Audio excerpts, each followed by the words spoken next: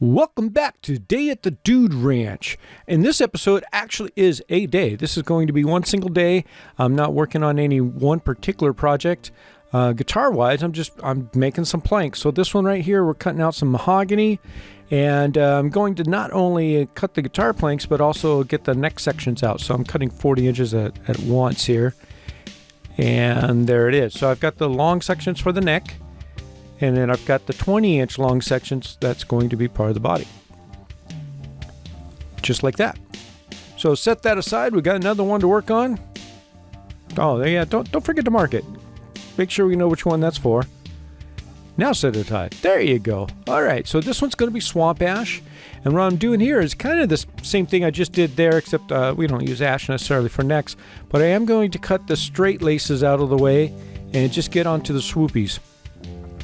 Now this one I'm going to end up using two planks because you see that one there's got a little crack in it. That'd be great for later, but not for this project. So here's the other section of the plank that we're going to use. And I'm just trying to size everything up, see how I'm going to use it. Cut out the section I want, mark it, set that aside. And now we got a little poplar action going here.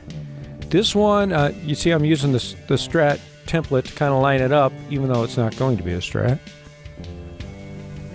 But just get everything all set and then get to the jointer planer and make sure the edges are all nice and 90 degrees and sand it and smooth and clean and get ready for some gluing.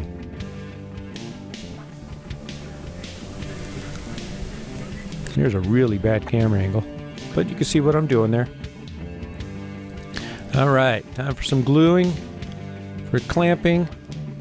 I'm trying to shove a lot of stuff into this episode, so I've got a lot of hyper speed and crossfaded editing.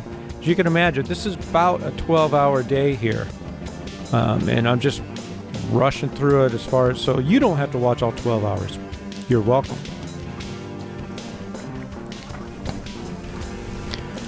So you can see I got some old pipe clamps in there. This thing's probably 100 years old, but they still work. Unlike some of the new ones that work for about a year and a half and then fall apart. Here we got bar clamps, but I'm also using my bench clamp that I made. Basically using the bench vise with some pieces of wood attached to them.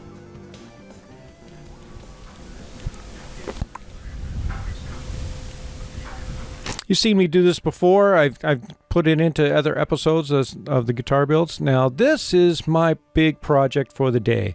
All guitars and work aside, sometimes you got to work on the actual shop. So what I've been using is a shop vac. Now I've got, for dust collection, now I've got this actual dust collector here, but it wants to use a 4-inch port and it's going to work a lot better than 2-inch. Now I had it choked down to 2-inch temporarily because I just put it in 2 days ago. And got some work done, but now I'm going to upgrade it to the 4-inch so it will work at its normal capacity. And that means, of course, I got to make some more holes in the wall. Big holes. 4-inch holes. Which means I get the reciprocating saw out. Yeah. Power tools.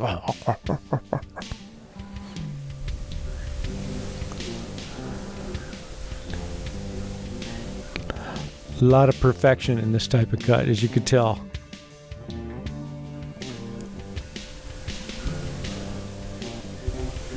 But we made it work and I didn't touch the air hose. Yay!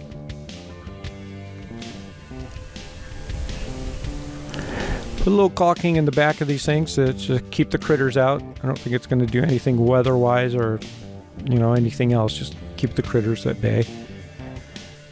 He says, as he's got, painter's tape wrapping around his air hose. This stuff is fun. Just think of Slinky with a bad attitude, because it's been sitting in a box, compressed for a long time, does not like to be stretched out. But look, it works. That was the easy part. Now comes the fun part. Because a lot of my equipment is still going to use a 2.5-inch vacuum type hose. But I want to run that 4-inch as much as I can.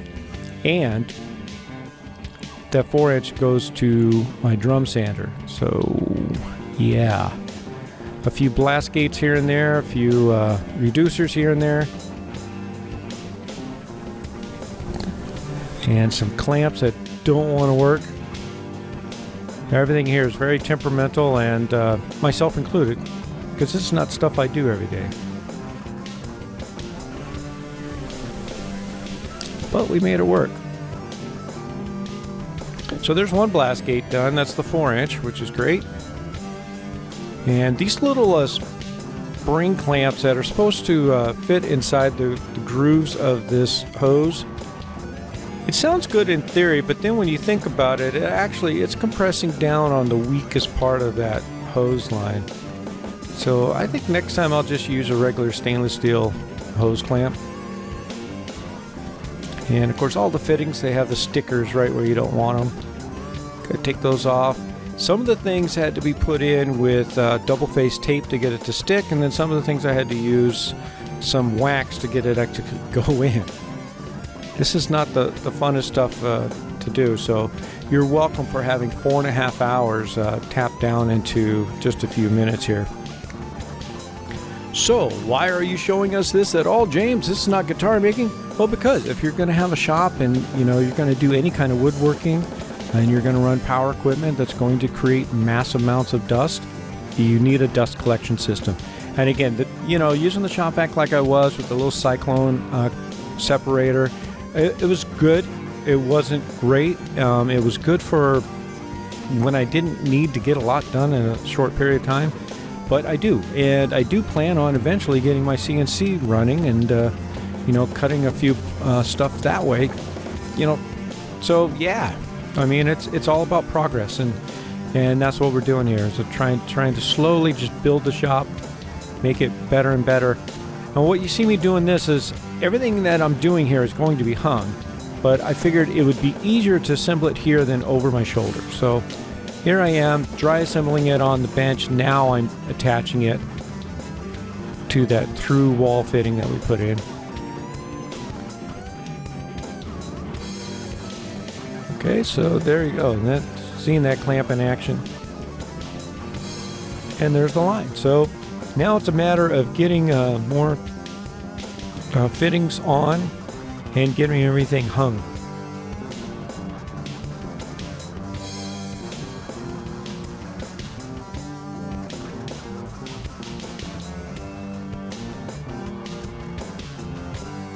Ooh.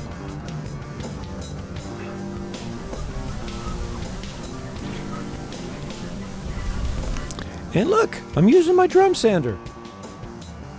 And notice how clean that's coming out. Now, obviously, being swamp ash, it's going to be a little more dense of a wood. It's not going to powder up quite like poplar and basswood do. But look at that. It's so nice. Not sure exactly which of these cathedral peaks I want to use. And I won't be until I have a trace of the body. And I won't have that until I have the template. And I don't have the template made yet.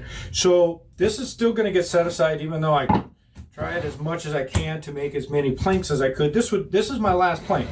All the other projects that I got 6 projects on my bench, technically 5.5, because one of them, I think you saw it. It's almost ready to go. That's the walnut topped one. And it's just got to finish the frets and finish the finish. So not much left to do on that one. And that's the first one to go. So that's perfect. So 110 is almost ready. But yeah, this one is either 111 or 112. So it's in the mix of the next 5 after that walnut one. So I do want to get it obviously going. And I was really hoping today would be one of those days where I just get everything done. But I think if I had skipped doing the dust collection system and just kept using the system I had, it would have been good. But I can tell you, having the 4-inch connected to the drum sander made a huge difference. I'm glad I've got it done. I just wish I wasn't the person that did it. Does that make sense? Anyway, so this is going to get set aside. This will be another episode, I think, because I also want to do one where I do templates. So speaking of templates, now that one is going to be an episode where you actually watch me make a template. Sometimes I take the easy way out and buy a template. And I must say, this was a really good purchase on my part. Dude did a wonderful job. What a guy. So at least I could do is show a little love. I'm going to put a link to his reverb site. Yeah, because it's really cool. So I'll put a link to his reverb page. Now, as far as templates go, and as far as doing what I call twisted classics, which is going to be, I don't like to do knockoffs, but I'll take exactly that. I'll take a classic and I'll kind of put my dudeness to it. So that's what I'm going to do here. So to do that, I really like starting sometimes with the actual real deal, and then that's a lot easier to twist it up from there. So this is going to be the plank for it. Now this is going to be painted body, so I'm not so concerned about grain matching on it. And with that, normally I would use the center line as or the glue up line as the center line. But as you can see, that doesn't work too well with the neck pocket. But that's okay, because that's not what we're going to do here. We're actually going to go this way. So what I've done with my dust collection is I have, as you see, the 4-inch line, and I've got it branching off into a 3-inch line, and then that goes to the 2-inch regular shop vac looking line. And that connects to almost everything that I've got. Almost everything I've got here has a 2-inch port. I think my bandsaw does have a 4-inch port, but I always end up using the 2-inch. And I'm not going to move this from here to the bandsaw. This is connected to the drum sander, and that's the way it's going to be. If you've seen my drum sanding shots in the past, you know why I went ahead and connected it. Why I got a real dust collector system and got a 4-inch connected to it. And I know a lot of guys are going to say, James, you should have used a lot of hard pipe. Right now, COVID, we've got lockdowns again in California. They're not taking people, hauling them off to jail, but they're telling you to stay at home. So what do people do? They rush to the home stores. Why? I have no idea. But the last place I want to be right now is at a home store trying to dig out 4-inch pipe for this. So I just went to, my Rockler, and I went to TH&H, all my local lumber type stores and woodworking, and they weren't crowded, and I was able to get this. I paid a little more, and I probably got something that's not going to be as good if I had a big shop, but in a small shop, I don't mind the flex hose. The only thing I don't like about the flex hose, and I'll show you some of the footage of me putting this stuff together, is it's like a slinky with a bad attitude. It's going to take it a while to understand that I want it stretched out. It keeps wanting to go back. Yeah. So anyway, so I am going to trace this. I'm going to give myself a little extra room on that neck pocket because I can. But I am going to trace this, and once I get that 2-inch, right now I kind of got it set up. It's just I've got way too much hose in here now because it's the way it used to be, and I haven't done anything to cut. It's almost dinner time. Any moment now, my boy's going to tell me dinner's ready, and I am out of here because I am hungry.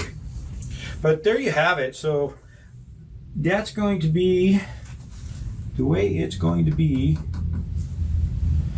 And this is going to probably conclude this episode. Like I said, I wanted to do an actual full day at the Dude Ranch of what I do all day long, rather than just one particular project. I'll go back to focusing on projects. You'll see that walnut number 110, that B6 that we're doing from here on out, all the other parts. I think it's probably going to keep that one down to maybe 4 parts instead of a 6-part series, because I jammed a lot into the first part. So anyway, so there's that. So probably won't be tonight because I am just done. I'm shot. I'm tired. But yeah, that's going to be the MS-24.